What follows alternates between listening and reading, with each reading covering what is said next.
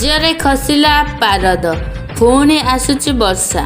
राज्य किछि स्थान रे 4 दिन स्वल्प वर्षा हो पारे बोली पाणीपाग विभाग पूर्वानुमान करिछि।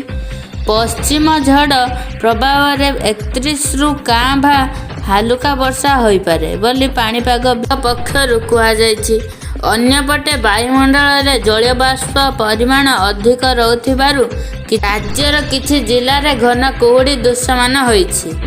चलतु जानिबा संपूर्ण खबरटी को जाने पूर्व हम वीडियो लाइक करंतु। आम चैनल सह जोड़ी रहिबाको हला चैनल को सब्सक्राइब करी पाखर रास्ता बेल आइकन को दबाइ दियंतु। अन्यपटे 31 तारिख रु पुणी भिजिबो ओडिशा। पश्चिमा झड़ प्रभाव रे राज्य रे पुणी वर्षा हेबो बोली पूर्वानुमान करिछि आंचलिक पाणीपाग केन्द्र।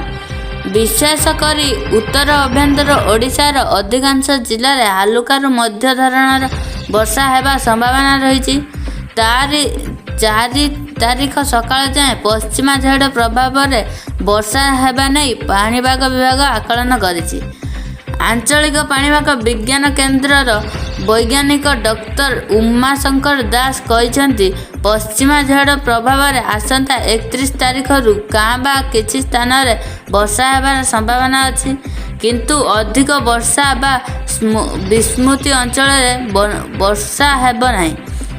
तेबे सोमवार ठारू राज्य रे रातिर तापमात्रा आहुरी बढ़ी जिवो एवं 31 तारिख रे झारसुगुड़ा सुंदरगढ़ और केन्दुझर गोटे 2टी स्थान रे स्वल्प वर्षा हो पारे।